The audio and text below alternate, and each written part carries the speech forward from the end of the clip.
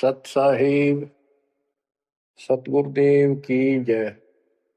बंदी छोड़ कबीर साहिब जी की जय। बंदी छोड़ गरीबदास जी महाराज जी की जय। स्वामी राम देवानंद जी गुरु महाराज जी की जय हो।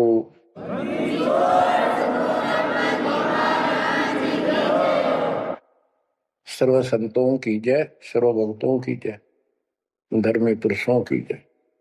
श्री काशी धाम की जय, श्री सुडानी धाम की जय, श्री क्रोथा धाम की जय, श्री बरवाड़ा धाम की जय। सत साहिब परमपिता परमात्मा कबीर परमेश्वर जी की असीम रजा से बच्चों आपको अमर कथा सच्चा ज्ञान सुनने को मिल रहा है। आपकी किस्मत परमात्मा ने अलग लेखनी से लिखी है, अलग आपका अकाउंट है जिस पर काल का कोई अधिकार नहीं है। बच्चों, परमात्मा का एक एक शब्द अपने को सत्य मानना होता है। या तो भक्ति पर लगो मत, भोगो कष्ट। भक्ति पर लग के भी और भक्ति मार्ग में अविश्वास होता है तो वो प्राणी सफल नहीं होता। जैसे दास को पहले शुरुआत में परमात्मा की चाह खूब थी और ये सुना करते थे द्रौपदी का चीर मिट गया, नरसिंह दास भगत की कुंडली भगवान ने ली। तो इस तरह की बातें आत्मा मानती थी, भगवान कुछ भी कर सकता है, पर कोई कह देता था नहीं ऐसा नहीं हुआ करता है, तो वैसे भगवान की आस्था बनाने के लिए कह रखा है ऐसा नहीं हो सकता। तो मन ये भी मान लेता था कि ऐसा ना होगा, पर भगवान तो है।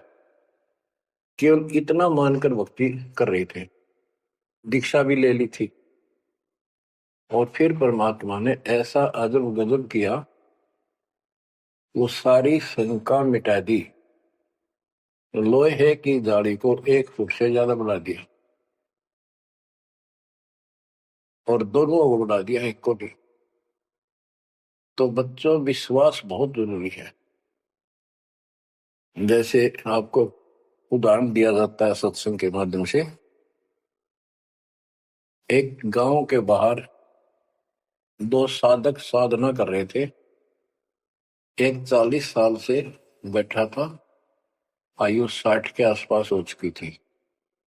दूसरा 4 वर्ष से साधना करने लगा था, वो भी घर त्याग कर बाहर आश्रम बना रखा था। तो बच्चों, वैसे तो साधना दोनों की ही शास्त्र विरुद्ध थी। पिछले संस्कार से प्रेरणा इतनी प्रबल हो जाती है कि आत्मा भगवान की तरफ तड़प जाती है, उसको खोज के लिए निकल पड़ती है और जैसा कोई मार्गदर्शन मिलता है उसी अनुसार अपना सारा जीवन कुर्बान कर देती है।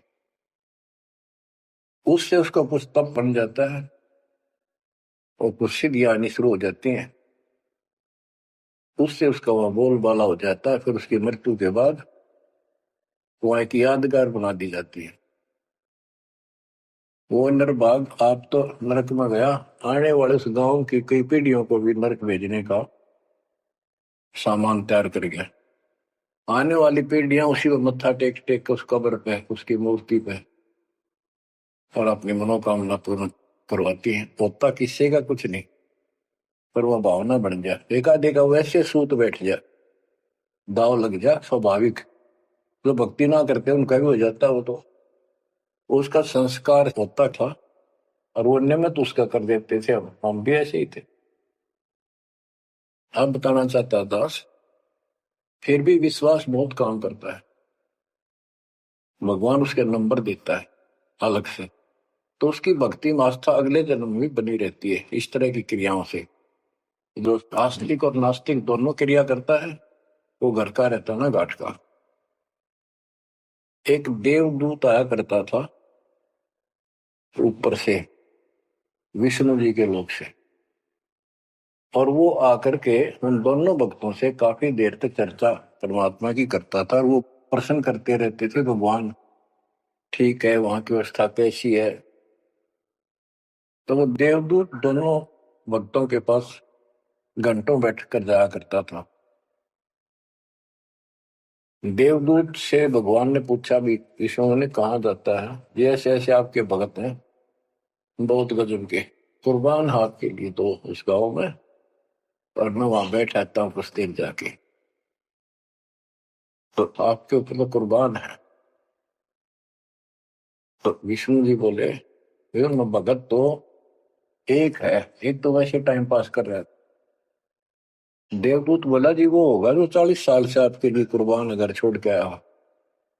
तो भगवान बोले, ना, दूसरा कि 4 साल से बैठा है वो भगत है,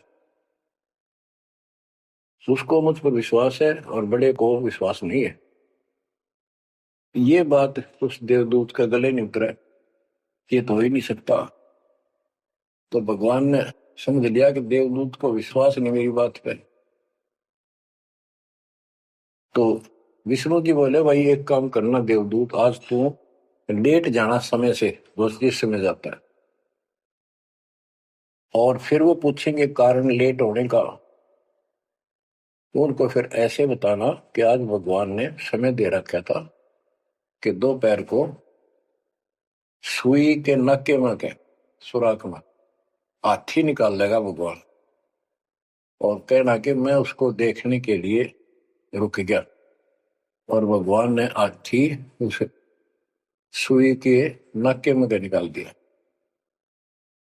वो इसी तरह किया। देवदूत पहले उसके पास गया, बड़े के पास, क्योंकि उसको भरम था। तो विष्णु जी ने कहा था, फिर ये देखना वो कौन क्या प्रक्रिया करता है, तुझे स्वयं फैसला हो जाएगा भगत कौन है। देवदूत उस बड़े के पास गया,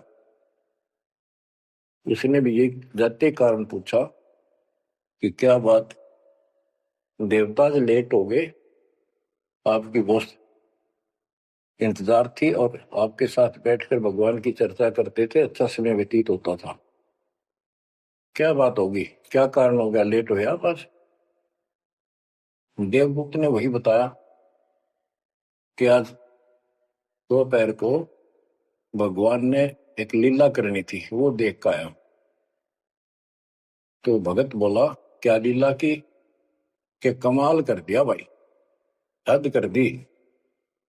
भगवान ने एक हाथी को सुई के नक्के में निकाल दिया। इसको देख कर आया मैंने, इसको देखने के लिए रुका था। भगत बोला, 40 साल वाला देवदूत देवता इसी झूठ बोल, किसी का दत्त जा, ये कभी हो सकता है? सुई के नक्के में का हाथी निकल जा, क्यों झूठ बोल रहा है?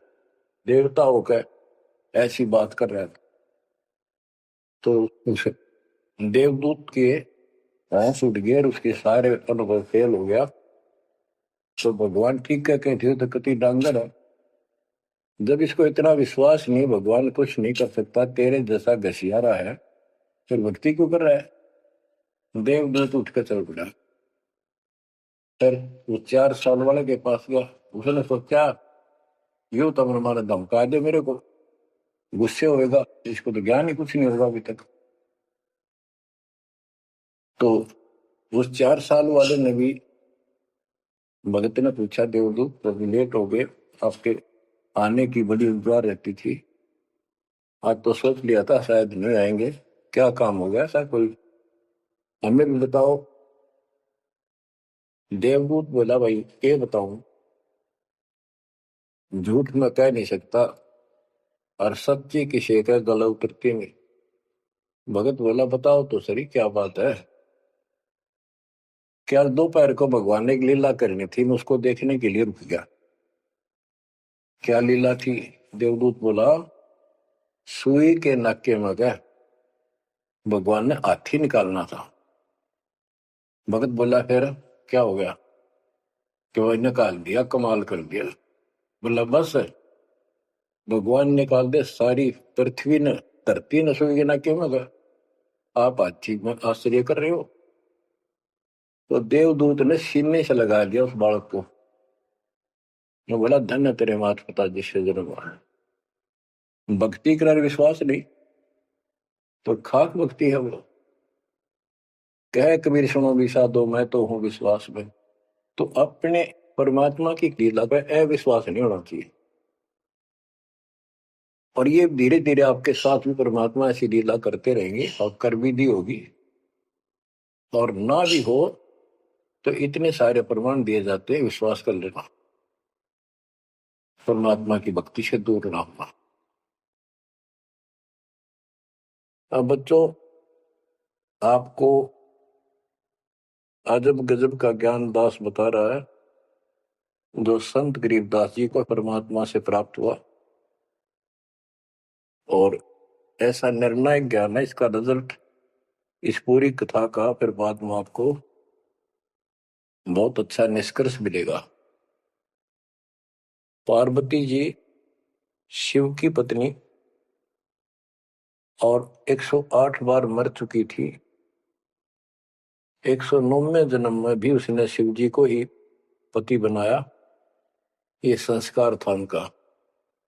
नारद मुनि ने एक दिन आके पार्वती जी को समझाया कि हे माता, भगवान शंकर जी के पास एक ऐसा मंत्र है जो आपको बता देना, उस नाम के जाप से आप अमर हो जाओगे, अन्यथा आप 108 बार मर चुके हो। और वो भगवान उसके प्रमाण के लिए आपके शरों की खोपड़ी की माला बना रखी है। 108 है, गिन दिए। पार्वती जी बोली भाई नारद बिल्कुल सही है, 108 है। मैं पूछती हूँ ये किसके क्या है, तो वो टाल मटोल कर जाते हैं। तो हे माता, आपका जन्म मरण मिट जाएगा। तो वो बोली भाई ये मेरे बात समझ में नहीं आती कि शिव महाराज जी मेरे से कुछ नहीं छुपाते, और इसने ये कैसे छुपा रखा मंत्र मेरे से बहुत प्यार करते हैं। और बताते हैं तेरी मृत्यु के बाद मैं बहुत रोता था।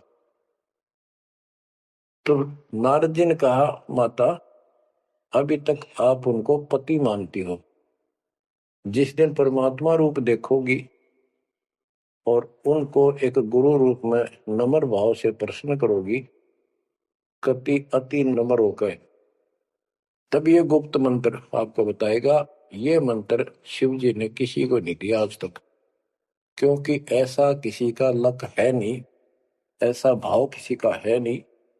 तो आपको वो भाव बनाना पड़ेगा जिससे वो आपको अमर मंत्र दे दे। नारद कह के चला गया। पार्वती को बेचैनी होगी, माता जी को। शिव जी जब घर आए और दिनों तो वो दूसरे ढंग से बात करा करती, क्योंकि पत्नी बराबर का हकदार होती है, हिस्सेदार होती है। उस दिन चरणों में लेट गई, दंडोत प्रणाम किया और चरण पकड़ के रोने लगी और कहने लगी, हे भगवान, मुझसे ऐसी कौन सी गलती बन गई कि आपने मेरे से वो अनमोल मंत्र छुपा रखा है। हे भगवान, मैं 108 बार मरी, क्या आप दुखी नहीं हुए होगे? मुझे वो नाम बता दे जिससे मेरा जन्म मरण मिट जाए। अब शिव जी उसके मुंह की तरफ देख रहा है, पार्वती की सारी आओ भाव को समझ रहा है। कहने लगा, पार्वती आज तेरे को कौन सा भगवान आत्मा मिल गया जिसने तेरी बुद्धि बदल दी? ये तेरी बुद्धि का ज्ञान नहीं है, तेरे को तो मैं जानता हूं, ये बात तेरे मन में भी नहीं आती थी।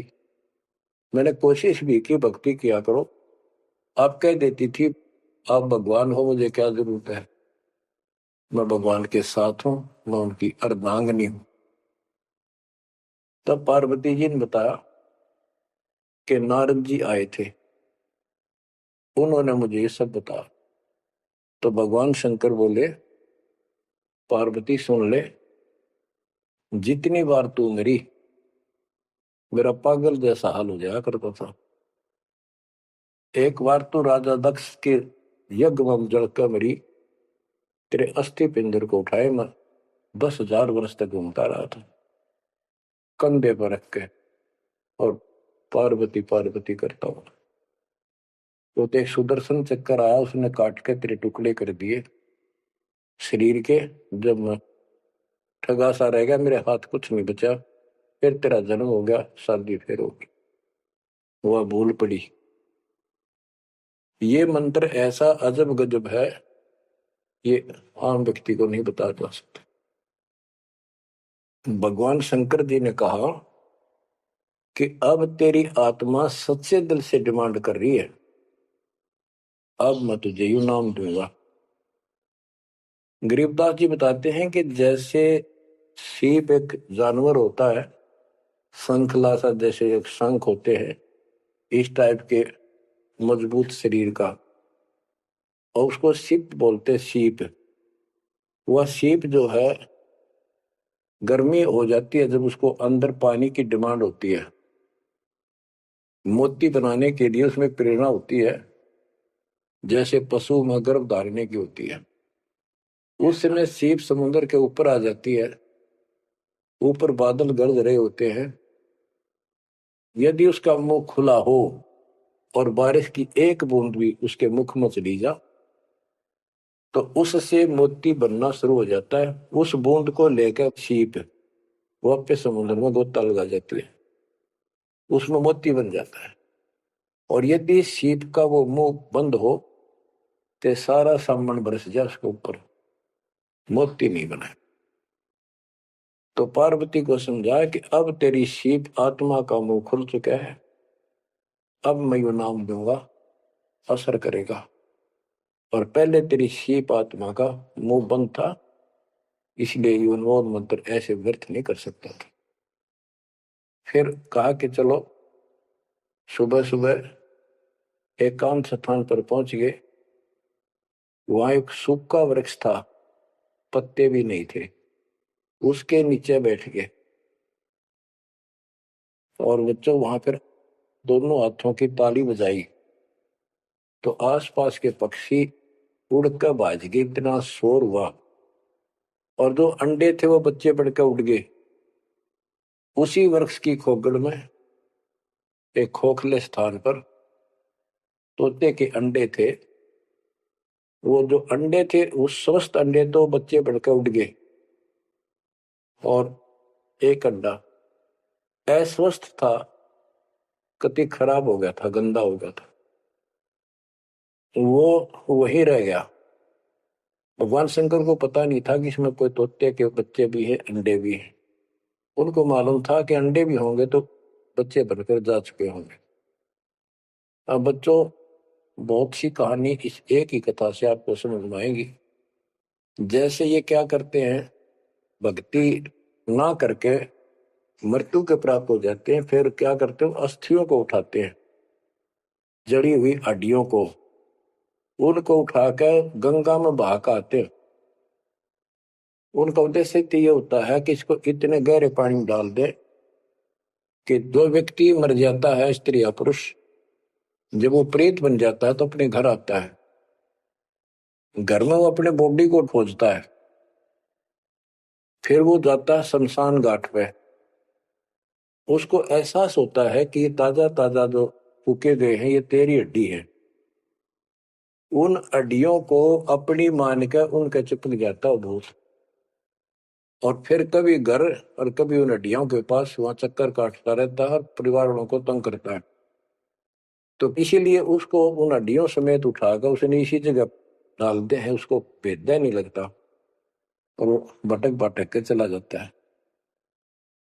तो बच्चों, अब हमने न तो ये क्रिया करनी, क्योंकि हम भूत बनाए को नहीं, हमारी सच्ची भक्ति है, और उससे कोई समाधान नहीं हो जाता। तो इसी प्रकार तो दास बताना चाहता है कि मरने के बाद भी उन हड्डियों को भी वो जीव अपना मान रहा था कि मेरी है, उनके चिपक जाता है। इसी प्रकार जो गंदा अंडा हो गया था, वो आत्मा उसका चिपकी हुई थी कि मेरा है। हालांकि वो कति खत्म हो चुका था, कुछ दिनों में वो सूख जाता, खत्म हो जाता, फिर वो उसको छोड़कर चलती। तो वो आत्मा उसके साथ चिपकी हुई थी, उधर से पार्वती जी को कथा सुनाना शुरू कर दिया।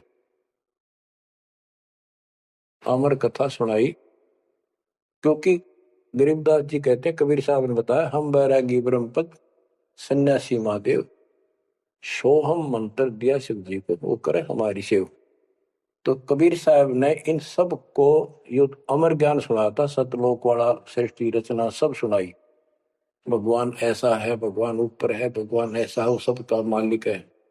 जब तो मान ली, प्रथम नाम एक ले लिया, किसी को ओम दे दिया, किसी को सोम दे दिया, किसी को हरियम, किसी को किलियम। इस तरह इनको अपना बनाया परमात्मा ने। और फिर सोचा था कि दोबारा मैं आऊंगा, अगर इनकी बुद्धि काम करेगी, इनकी आस्था ठीक रही, तो फिर नए सिरे तो मंत्र पहला दूंगा। जब दूसरी बार परमात्मा गए, तो इन सब की बुद्धि काल ने फेर दी। इन्होंने सुनी भी नहीं कबीर साहब की बात। तो कबीर साहब वापस आ गए। अब वो ज्ञान शिव जी को था, पार्वती को बताया और मंत्र दिया उसको। और बच्चों, 5 नाम शिव जी को बताए थे, लेकिन शिव जी विशेषकर एक सोहम मंत्र ही जाप करता है। ये चक्कर ये है कि जो गुरु बताते हैं, हम उस पर ना रुक करके फिर मनमुखी जरूर करते हैं कोई कोई। और परमात्मा जी ने, कबीर साहब ने शिव जी को सब कमलों का भेद बताया था। ये योगी था, इससे तो एक कमल भी नहीं सुलझा था, एक भी, और अभी तक नहीं सुलझा है, लेकिन ज्ञान सारा बता दिया था। तो पार्वती को सुनाया जा रहा था ज्ञान, पार्वती यश करती जा रही थी, देखो ये मूल कमल है, आगे चलो स्वाद चक्र है, फिर नाभि कमल है, हृदय कमल है, उसमें ऐसे ऐसे देवता हैं, कंठ कमल में ऐसा है, त्रिकुटी कमल तक पहुंचा दिया बस। पार्वती जी ध्यान मग्न होगी, उसको नींद आ गई, बोलना बंद कर दिया। उधर से वो पक्षी इस कथा को सुनने से वो अंडा स्वस्थ हो गया तोते का, और ओंकार्य बुलंद आ गया। शिवजी ने देखा आवाज और तरह की आई, पार्वती तो सो रही है, लटके ले रही है बैठी बैठी, आवाज कहां से आई। उसने देखा एक पक्षी उस वृक्ष की खोगड़ में, उथोथे स्थान में नजर पड़ा, पक्षी उड़कर भाग लिया। शिवजी उसके पीछे चल पड़े कि इसने मेरा ज्ञान चुरा लिया। आकाश में उड़ गया, उड़ के पीछे हो लिया। ये तोते वाला जीव परमात्मा की अमर कथा सुनता है, उसमें भी शक्ति सिद्धि आ गई थी। और ये ज्ञान जो है पूरे पहुंचे हुए संत से सिद्धि युक्त और अधिकारी से सुनने से ज्यादा असर करता है। भगवान शिव 3 लोक के प्रधान है, इनमें आध्यात्मिक शक्ति है, वो साथ मिलकर उसकी आध्यात्मिक शक्ति के साथ वो वाणी परमात्मा अमर कथा उसके भी बॉडी में गई, उसमें सिद्धि आ गई। मोक्ष तो बहुत दूर की बातें हैं, ये तो लंबा चैप्टर है, लंबी कहानी है, लेकिन थोड़ा थोड़ा हिंट आपको देना पड़ता है, कहीं कभी कोई मिसगाइड ना करते। सिद्धियों कहते ये अष्ट सिद्धि 9 निधि के भरे पड़े हैं शिव जी, और इनके वचन से भी सिद्धि आ जाती है, किसी को ये कह दे तो। लेकिन उन सिद्धियां ने के चाटा, ये मोक्ष तो ना हुआ है। भाव कहने का ये है कि वो तोते वाला प्राणी वेद व्यास के आश्रम में पहुंच गया, उड़ता उड़ता पीछे पीछे शिव जी, वहां शरीर छोड़ गए। और व्यास की पत्नी ने जमाई ली थी, उसके द्वारा, सांस के द्वारा सूक्ष्म जीव अंदर चला गया। और जब गर्भ धारण का समय आया, तो उनके गर्भ में स्थान दिया, उस बच्चे के शरीर में प्रवेश हो गया, 12 वर्ष तक वहीं रहा। आगे कथा इसमें आगे आएगी, वो बताऊंगा। अब ये वाणी सुनाऊंगा जो आसानी से आपको समझ में आएगी। मोक्ष मुक्ति का लख्या न बेवा, ब्रह्म पुत्र व्यास सुखदेवा, सतगुर मेरा महादेव बंका, 84 की मिट्टी न शंका। के महादेव जैसे भी उनको मिले फिर भी 84 लाख योनियों का चक्कर उसका मिटा नहीं। अठोत्तर जन्म गौरी भरमाई, शिव को रुनमाला गले लाई। अर्ध शरीरी देवी गौरा, जिनका थीर बयानी मोरा। 108 जन्म पार्वती जन्मती मरती रही और शिव जी ने उसके सिर की माला, सिर के रुंड खोपड़ियां माला बनाकर गले में डाल रखी थी। अर्ध शरीरी देवी गौरा, जिनका थीर भयानी मोरा। अर्धंगनी थी शिव की पार्वती और उसका भी मोक्ष नहीं हुआ। नारद मुनि उपदेश बखाना, गिरजा सुनो मोक्ष पद गहमा। सुन हे देवी गौरा माई, 68 तीर्थ पर भी नाई। पिंड प्रदान किए का बारा, खुला नहीं मुक्ति का द्वारा। जब पिंड प्रदान कहते हैं ना, पिंड प्रदान करने से भूत जुनी जा छूटे थे। पिंड प्रदान करंत, गरीबदास जिंदा के नहीं मिले भगवंत। जैसे पार्वती भूत पड़ गई, पिंड प्रदान कर दिए, भूत जुनी छूट गई और फिर पता नहीं किस दुनिया में चला जाता प्राणी। इसके संस्कार अच्छे थे, ये फिर मनुष्य जीवन, लड़की का जन्म हुआ, शिव जी के ब्याह गई। ये पिछले जन्म जन्मांतर की शक्ति भक्ति के कारण मनुष्य जीवन ज्यादा भी हो सकते हैं, लेकिन मोक्ष न होने से फिर 84 लाख योनियों में जाना था। इस पार्वती ने भी आगे भी जाएगी, शिव जी भी मरेगा, पार्वती भी मरेगी और फिर ये 84 लाख योनियों में जाएंगे। कहते हैं चंद सूरज की आयु लग, जो जीव का रह शरीर। सतगुर से बेटा नहीं तो अंत कीर का कीर। अगर चांद सूरज की आयु तक भी जीव का शरीर रहे और पूरा सतगुरु मिला नहीं तो अंत में कीड़े मकोड़े बनेगा। अब नारद जी बता रहे पार्वती जी को, सुन हे देवी गौरा बाई, 68 तीर्थ पर भी नाई। पिंड प्रदान किए के बारा, खुला नहीं मुक्ति का द्वार। सारे कर्म कांड कर लिए तेरे मृत्यु के बाद, तेरा फिर भी मोक्ष नहीं हुआ, फिर जन्म हुआ। रुंडमाला शिव के गले माही, सो देवी तुम जानो माही। गरीब रुंडमाला शिव के गले, गेजा के सब शीश। भक्ति दुराई देव को न परसा जगदीश। तुमरा देवी रूप विशाला, शिव तो पैर रहे रुंडमाला। भौतक पर लहो हो जाई, लंबी उम्र शिव कलिमाई। दीर्घायु शिव है अनुरागी, तुम देवी गौरी दिल त्यागी। मूल मंत्र ने नाम सुनाया, ताते कल्प हुए तेरी काया।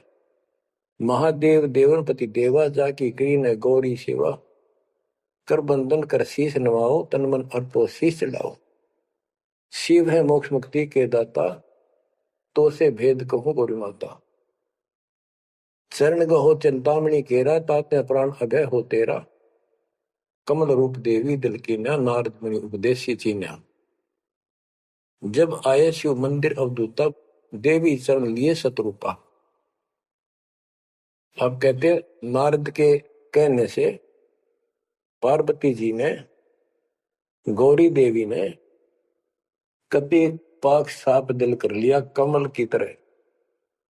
कमल के ऊपर कोई मैल नहीं होता, ना कोई धूल टिकती है, ना जल टिकता है, ना कोई कीचड़ टिकता है। तो ऐसा साफ दिल किया और जब शिव जी घर पर आए, उनके चरणों में चरण लिए सतरूपा। सच्चे भाव से चरण लिए। चरण पकड़ रोवत है बाला, मोरे शीश किए रूपमाला। मोसे भक्ति दुराई देवा, न जाने नी तुम्हारी सेवा। मोसे भक्ति दुराई स्वामी, हमसे भेद कहो निज दामी। मैं अबला हूं बाला बोली, पार निभाओ हमारी डोली। कति चरण पकड़ के कहने लगी, मैं तो भोली सी लड़की हूं और मेरा बेड़ा पार करो। बच्चों, ये सारी कहानी आपको मौखिक सुना दी, इन वाणियों में सारा इसी का निष्कर्ष है। अब क्या बताते हैं गरीब मूल मंत्र महबूब का ये सुनाओ मोही। पार्वती जी कहती है शिव जी को कि उस परमात्मा का समर्थ शक्ति का जो मूल मंत्र है वो मुझे बता दो। अब इन मूल मंत्र का पता नहीं, जिस भी नाम को ये गुप्त रखते हैं जो विशेष नाम इनके पास है उसी को मूल मंत्र मान रहे थे। गिरी मूल मंत्र महबूब का ए सुनाओ मोही, युगन युगन के पातक कटे छूटे दिलद्रोही। पूर्व जन्म की कथा सुनाओ, मूल मंत्र हमें शिव गोड़ाओ, भूल रही भवसागर हमी, मोक्ष मुक्ति के दाता तुम ही। शिव बोले सुन देवी बाता को उपदेशी मिला विदाता, ये तो ना ही ज्ञान तुम्हारा, हम सो भेद कहो परवार। कि आज जैसे तू बोल रही है कि तेरी बुद्धि की बात नहीं, तुझे कौन ऐसा भगवान आत्मा मिल गया जिसने तेरा मन फेर किया। गिरजा कह सुनो शिव स्वामी, तारण तर आदि घरनामी, नारद मुनि उपदेश समोदम, दीन ज्ञान ध्यान परमोदम। शिव समर्थ बोले हैं जब ही, गौरी ज्ञान सुनाया तब ही। कोटि कल्प प्रलय युग बीती, ज्ञान ध्यान सब ही परचिति, तुमरा मन नारद मुनि फेरा, सुनो ज्ञान तुम गौरी मेरा। बनखंड चलो गौरी दीवानी, पंछी सुने न हमारी बानी। ऐसे स्थान पर चलो पक्षी भी कोई हमारी बात ना सुन सके। जब शिवकर से लाई तारी, उड़ गए पंछी नर और नारी। जहां एक सूखा तरवर था क्या, वहां पर एक सूखा वृक्ष देखा, शिव को आसन कहाँ वहां रखा, उसके नीचे अपना आसन लगा दिया, पार्वती को साथ बैठा दिया। जहां एक गंदा अंडा तिस्माही, तिस जाने तय समर्थ साई। योग असंख्य कल्प बरमाया, पूर्व जन्म कोई पिछला आया। अब तुम सुनो गौरी मेरा ज्ञाना, आसन मुख कर कोटि साना।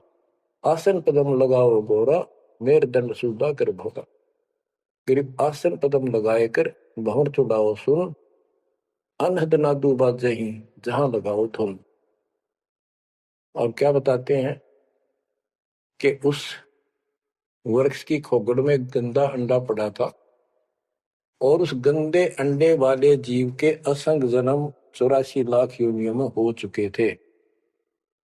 यहां से उसके भाग जागे, और तो पक्षी बन के उड़ गए, वो पक्षी बन नहीं पाया, बाद में उड़ा जब उसने सारी कथा उसके ऊपर असर कर गई। जैसे बच्चों बहुत बार बताते हैं, दास साहब को बताता है कि ये अमर कथा जो गरीबदास जी की वाणी है, या शिव जी वाली अमर कथा से कई हजार लाख गुना ज्यादा शक्तिशाली है, ज्यादा प्रभावी है।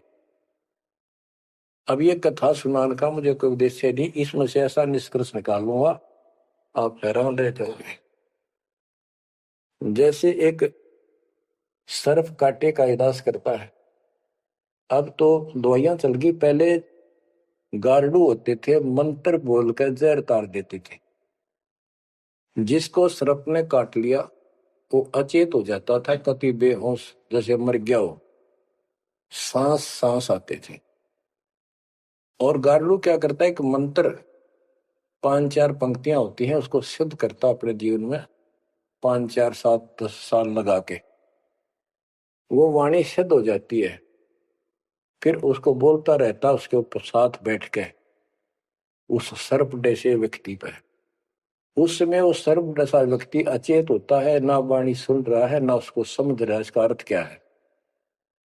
तो कुछ समय के बाद वो उस वाणी के प्रभाव से उस शरीर का विष खत्म हो जाता है और वो व्यक्ति जीवित हो जाता, सचेत हो जाता है। इसी प्रकार बच्चों, परमात्मा की अमर कथा जितना जो सक्षम है उसके मुख से सुनी जाती है, तो उस सत्र का उसको लाभ अवश्य मिलता है। तो ये गंदा अंडा था, इसके साथ जीव चिपका हुआ था। ये गंदा अंडा ना सुन सका था, ना बोल सका था, ना वो कह क्या रहा है शिव जी वो समझ सका था। और उस वाणी के बोलने से वो अंडा भी स्वस्थ हो गया, उसमें बच्चा भी बन गया, उसका पांख भी जाम आई और वो उड़कर भाग भी गया। इसी प्रकार जो आज मानव के ऊपर रहम हुआ है, गरीबदास महाराज जी की अमरवाणी इससे भी ज्यादा स्ट्रोंग है। और ये अब दास के बुक से चला करेंगी अखंड पाठों में, आसपास के पक्षियों पर भी असर करेगी। आसपास के पशु पक्षी जीव जंतु पेड़ पौधों सब का ऊपर ऐसे असर करेगी जैसे इस पर किया था। और ये सब धीरे धीरे यहाँ से शरीर छोड़ते जाएंगे और मनुष्य जीवन पाते जाएंगे। ये सीधे फिर आके मालिक के चरणों में आएंगे। बच्चों भक्ति जरूर करेंगे, भक्ति करेंगे तो मालिक कहीं ना कहीं उनको मिलेगा। अब मैं सुखदेव ऋषि की सुनाता हूं, पार्वती का तो दिया। अब एक बात विचार करो कि जहां पार्वती जी को मंत्र मिला, अमर मंत्र मिला, वो नाम मिला भक्ति करने का, यानी वो शिक्षा भई, तो वो स्थान पार्वती के लिए तो अमरनाथ हो सका है। ये जो वहां आजकल जावे हैं मत्था टेकन देखन दर्शन करन, उनके लिए अमरनाथ नहीं है वो। अब जैसे आपने जिस भी आश्रम नाम दान केंद्र पे या कहीं भी दास से दीक्षा ली है, आपका वो स्थान अमरनाथ है। लेकिन उस स्थान से कुछ नहीं लेना देना, मोक्ष नाम से होगा। उस स्थान से मोक्ष नहीं है। वो स्थान तो आपको जिंदगी भर याद रहेगा, मुझे वहां दीक्षा मिली थी, बस इतनी बात है। और ये अमर ज्ञान मुझे प्राप्त हुआ। लेकिन मुक्ति नाम से होगी। और जो बोले आत्मा इतने ऊंचे पहाड़ों पर जाते हैं दर्शन करके आएंगे। अब विचार करो, जैसे दास ने बहुत बार समझाया आपको, ये तीर्थ क्या होते हैं, ये धाम क्या है। जैसे पार्वती को वहां नाम लिया, नाम लेकर अपने घर ना आएगी, अब भक्ति करिए, वहां क्या रखा है। अब जैसे तीर्थ है, वहां किसी ऋषि ने भगत ने कोई तालाब का सहारा तक है, क्योंकि पहले पानी नहाने धोने का पीने का तालाब ही होते थे, कुएं भी बहुत गहरे होते थे, एक आदमी नहीं खोद सकता। तो वहां बैठकर अपनी भक्ति करता था, जैसे भी उसने डोले ढोए, क्योंकि सत साधना तो आपको ही मिली है पूरे विश्व को। तो वो जैसे भी तप किया, कुछ किया उसने, जैसा भक्ति की, उस आधार से वो उस लोक में चला गया। और अब वहां कुछ नहीं। अब जैसे हम किसी का एक हमाम दस्ता ले आते और उसमें सामग्री कूटते हवन की और वापस दे देते मांझ धो के। हमाम दस्ता होता है लोहे का उखड़ सा, 1-1.5 फुट का उसका मुसड़ सा होता है लोहे का ही, उससे वो कूटते हैं जैसे चटनी कुटा रहे कुंडी में। तो हमाम दस्ते में थोड़ी बहुत स्मेल थी और 5-4 दिन में वह भी खत्म होगी।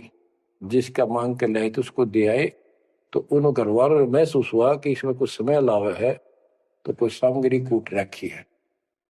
और कुछ दिन के बाद वो स्मेल भी खत्म होगी और वो सामग्री सारी कति साफ करके अपने घर रख ली। अब उस स्मेल को सूंघ बार बार को, हो कमाल हो गया, बड़ी स्मेल आई, फिर वह खत्म होगी, चलो स्मेल लेके आते हैं। उस स्मेल से कुछ नहीं होने का, उस सामग्री से गूगल खेओ, वह बनानी पड़ेगी। इसी प्रकार मोक्ष प्राप्ति के लिए यह साधना करनी पड़ेगी। तो वहां जाने से कोई लाभ नहीं जहां पर कभी कोई ऋषि ने कोई साधना की थी, वो तीर्थ बने हुए। तत्काल ने परमात्मा से कहा था, जो मालिक आए थे जोगजीत रूप में, अपने बच्चे ज्ञानी के रूप में, जोगजीत रूप में, सहजदास रूप में, कई रूप में आते रहते हैं। तब काल ने सारी वचनबद्ध करा के मालिक को और फिर अपनी वह दुष्टता दिखाई थी। इन्हों कहा था वैसे जाओ जोग जीत संसारा, जीव न माने कहा तुम्हारा। जीव तुम्हारा कहा न माने, हमरी और वो बात बखाने। तीर्थ व्रत और झूठे जब तब मन लाओ, देवी देव देवर पुजवाऊं, या वो जीव को बरवाऊं। द्वादश पंथ करूं मैं साजा, नाम तुम्हारा ले करूं आवाजा।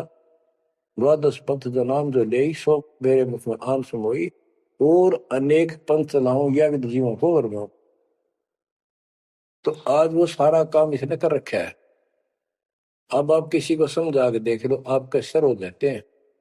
तुम हमारे देवताओं को ऐसे बताते हो, हमारी साधना को गलत बताते हो, तीर्थों में जाना ठीक नहीं, व्रत रखना ठीक नहीं। तो काल ने बोल रखा था कि हमारी ओर हो बाद में खाने, हमारी ओर हमारा पक्ष लेकर के वाद विवाद किया करेंगे। अब बच्चों, जो दास बता रहा है कि सुखदेव व्यास जी की पत्नी के पेट में समा गया, गर्भ में। उसके बाद 12 वर्ष तक गर्भ में रहा। वहां उसको याद रहा कि पिछले जन्म तो असंख्य खो दिए, भक्ति नहीं बड़ी। अब के मानव शरीर प्राप्त हुआ और बाहर जाते भूल पड़ जाती है तो जुल्म हो जाता है। इस डर के मारे गर्भ से बाहर लिया। 12 वर्ष बीत गए। ब्रह्मा विष्णु महेश को टेंशन हुई, ये तीनों आ गए। इन्होंने कहा कि सुखदेव बाहर आओ। 12 वर्ष तक गर्भ में ठीक नहीं, हमारी मर्यादा खत्म होती है। 9 महीने भी माताएं गर्भ में बच्चा रखती है, बहुत परेशान हो जाती है, और 12-12 वर्ष रक्षा करेंगे, ये गलत परंपरा डलती है, आप ऐसा ना करो, बाहर आओ। तो सुखदेव ऋषि ने कहा कि भगवानों, अब मुझे ज्ञान हो गया, बाहर आती है आपकी माया, यह त्रिगुणमयी माया हमें अचेत कर देती है, सब बुला देती है, इस माया न रोक दे, फिर मैं बाहर आऊं। इन्होंने कहा भाई ज्यादा हम भी नहीं रोक सकते, ये हमारे से भी बहुत ज्यादा प्रबल है, हमारे बस की बात नहीं है, बस कुछ सेकंड के लिए रोक सकते। तब उसने कहा जी कुछ सेकंड के लिए रोक दो। तो कुछ क्षण के लिए रोकी, इतना में सुखदेव बाहर आया। तो उसको भक्ति की प्रेरणा बनी रही, भगवान की याद रही। उसी समय 9 नाथ 84 सिद्ध यानी 93 बच्चे और लड़के पैदा हुए। ऐसा इत्तेफाक था, संस्कार था उनका। उनको भी ये बातें याद रही, उनमें से 9 तो नाथ बन गए और 84 सिद्ध कहलाए। उन्होंने भक्ति की प्रेरणा बन गई, बचपन से ही मालिक की याद बनी रही। लेकिन सच्चा सतगुरु ना मिलने से ये भी डले डोए। अब बच्चों ज्ञान पूरा आ चुका है और वो ठीक का समय आ गया है। गुरु पूरा, ज्ञान पूरा, भगवान पूरा।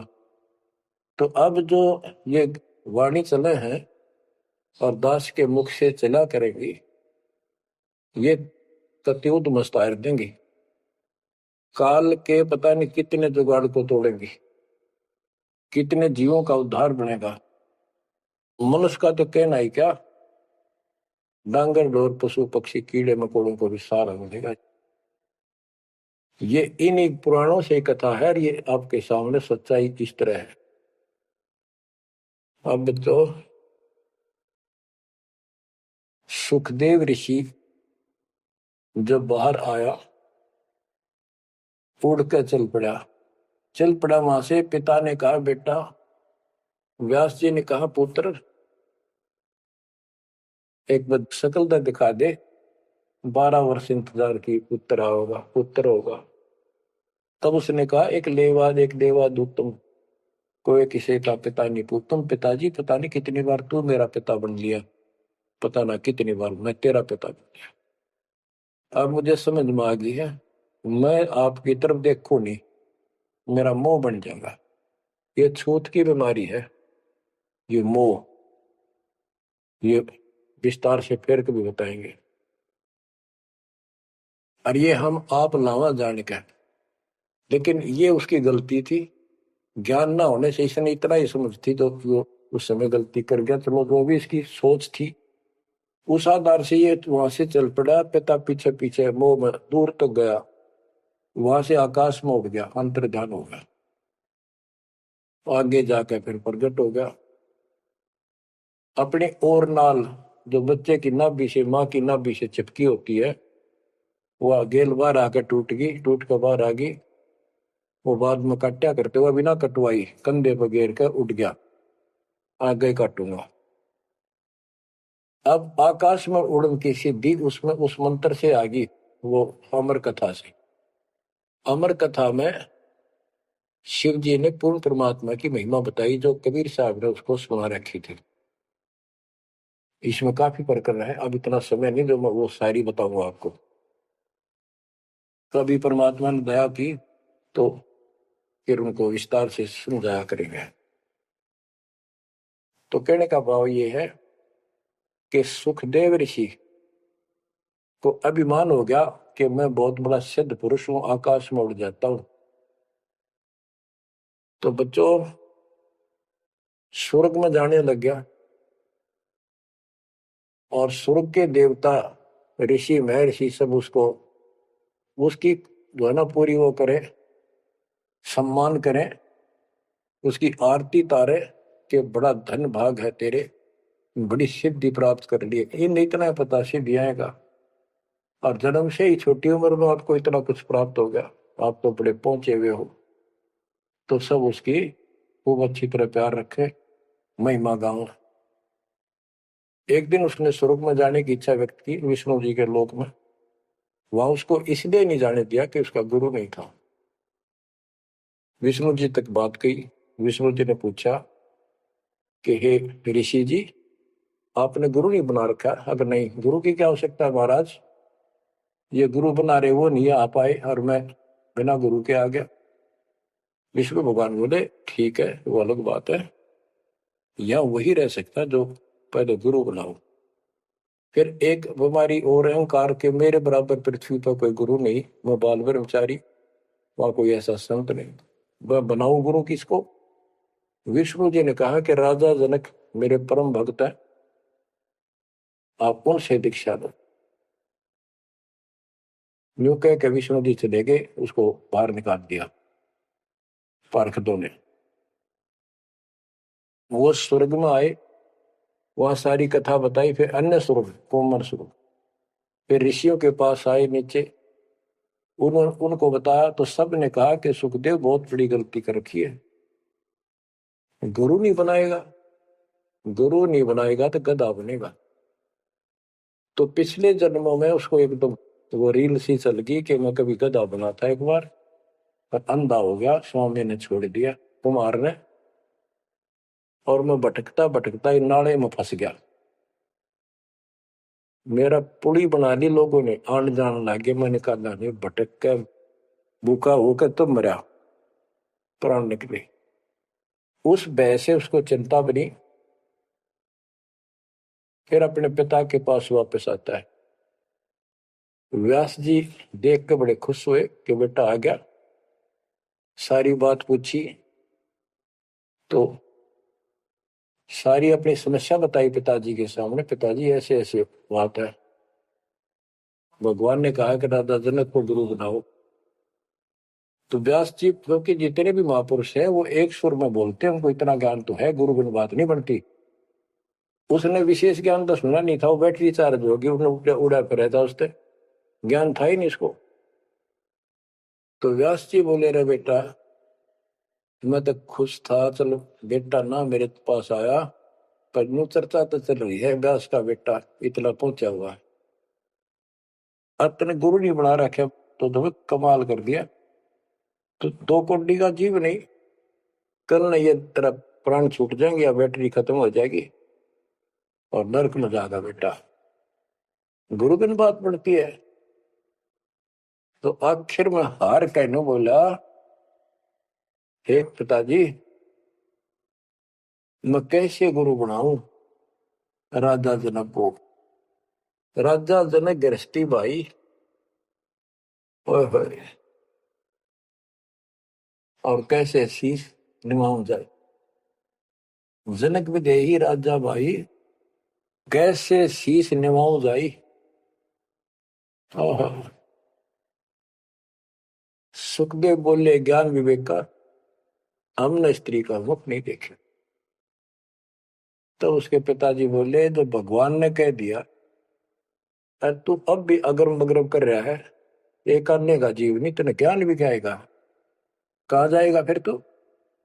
वहां तेरे को पढ़ने नहीं देंगे स्वर्ग के अंदर। जो मरता क्या नहीं करता, राजा जनक के द्वारे गया, वहां चरणों में मत्था टेका और अपने कल्याण का मार्ग पूछा। बच्चों, इससे बहुत सी जानकारी होगी आपको, अजब गजब ज्ञान होगा। क्योंकि अभी तक दास ने आपको केवल प्रमाण दिखाए, सारे ग्रंथ सुलझाए और एक नंबर का ज्ञान आपके हृदय में जमा दिया कि जो दास कह रहा है वो सारी सच्ची है। अब दास कोड वर्डों में संकेतों में भी ज्ञान समझाएगा तो भी आपकी आत्मा गिल्ला कैच करेगी साथ के साथ। गरीब गोता मारू स्वर्ग में, जा बैठो पाताल, गरीब दास ढूंढता फिरो अपने हीरे मोती लाल। आप वो हीरे मोती लाल हो बच्चों, आप सामान्य आत्मा नहीं हो। जब परमात्मा आपको कैसे रंग रहा है, रंग में कैसे दूध अमृत पिला रहा है आपके घर बैठे, आपको नहीं पता इसका क्या प्रतिफल होगा। बच्चे को माता पिता दूध पिलाते हैं, बढ़िया भोजन खिलाते हैं, उनको पता है कि इसको कितना इसका लाभ मिलेगा। बच्चे को ज्ञान नहीं होता, वो धक्के तो पिलावे, खेलने लग रहा हो, माँ लाओगी बुला के, आजा भाई आजा बेटी, दूध पियावेगी। बस दूध पीता पीता भी इन्होंने सोचा बच्चा अब छोड़ दे, जल्दी ही डांक ठोकूं बाहर खेल का हो। अब वह दूध पिया के फिर छोड़ देती, जावे खेल है तू। तो बच्चों, ये अमृत दूध है आपकी आत्मा के लिए। अपना काम करो, संसारी काम करो, फिर तो दिन का जो होमवर्क क्लास वर्क है वो भी करो। तो ज्ञान का जो असर है ये व्यर्थ नहीं जाएगा, आपकी आत्मा को इतनी ताकत दे देगा जिसमें भक्ति बिल्कुल सुदृढ़ हो जाएगी, सुरक्षित रहने लग जाएगी। क्योंकि मन में दोष नहीं रहेगा, कोई गलती बनेगी नहीं, तो सब कुछ सुरक्षित रहेगा। आपके मोक्ष के लिए परमात्मा ने कसर नहीं छोड़ रखी, जो भी संभव व्यवस्था है वो सारी कर दी है। बच्चों, तुम भी दया करियो, रहम करियो उस परम पिता पे, और इस दास की उम्र देखो और दास कहाँ है ये देखो, और यहां से आपके लिए क्या कर दिया उस दाता ने। उस मालिक को देखो ध्यान से, और यहां से आपके लिए क्या कर दिया उस दाता ने। उस मालिक को देखो ध्यान से। आप बालक नहीं हो, आपकी आत्मा में समझ आ जाने चाहिए कि ये क्या हो रहा है। कुर्बान हो जाओ, संसार की भूल जाओ बातों को, जो ज्ञान हम देते हैं उसके ऊपर समर्पित हो जाओ। तन मन धन सब अर्पिए, भक्ति मुक्ति के काज, जिनके उर्म बंदगी के इंद्र का राज। बच्चों, इंद्रिय कर्म न लग लगार, जो भजन करे निर्दुंदरे, गरीब दास जग कीर्ति होगी, जब लग सूरज चंद्रे, जब लग सूरज चंद्रे। बच्चों, आने वाली पीढ़ियां आपको भी याद करा करेंगी, जब तक चांद सूरज रहेंगे आपका नाम रहेगा कि हमारे कौन माता पिता, कौन दादा परदादा दादी इसे अमृत ज्ञान को हमारे कुल में लाए थे। आने वाली पीढ़ियों के उद्धार के लिए तुम जिम्मेवार हो, कुर्बान हो जाओ। परमात्मा आपको मोक्ष दे, सदा सुखी रखे। सत साई।